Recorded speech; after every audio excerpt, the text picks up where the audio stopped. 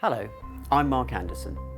We've just published our latest survey of economic crime globally, and I'm going to look at the headlines for the UK. At the top line, economic crime is up, with over half of the respondents in the UK reporting experiencing incidents in the past 2 years. This is 50% more than the global average. I'm going to talk you through the drivers of this rise in economic crime and what you can do about it through the 3 C's: cyber, culture, and compliance. Cybercrime has been hitting the headlines for months, and nowhere more than in the UK.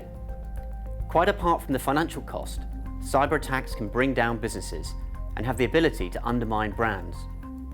44% of the respondents who told us they've suffered economic crime in the last 2 years have also been the victim of some sort of cyber incident. That's up from 24% in 2014, and cybercrime is forecast to surpass all traditional types of fraud in the UK in the next 2 years. Cybercrime is no longer just an IT problem.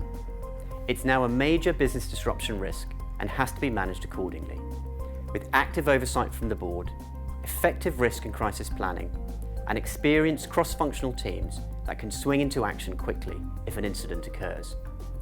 But too few UK companies are adequately prepared.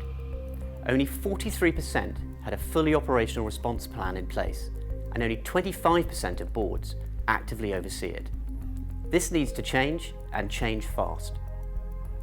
On to culture.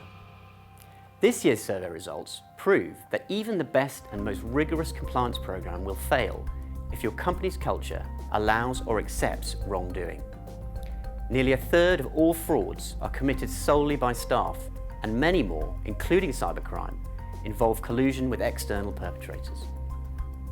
Moreover, HR fraud, involving expense or payroll fiddling, is the main riser among traditional frauds. An interesting fact when looking at the results is how many frauds are now committed by senior managers, with those aged 50 or over now 3 times more likely to commit fraud than 2 years ago. These silver fraudsters are more willing to break the rules, have the experience to do it more effectively, and cause the most damage. A strong culture is the best defense to this type of fraud. You need strong values, visible and outspoken leadership, and HR processes that provide appropriate rewards and sanctions.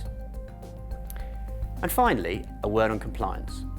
The survey shows that we're now in a world where it's a question of when, not if, your business will be hit by economic crime.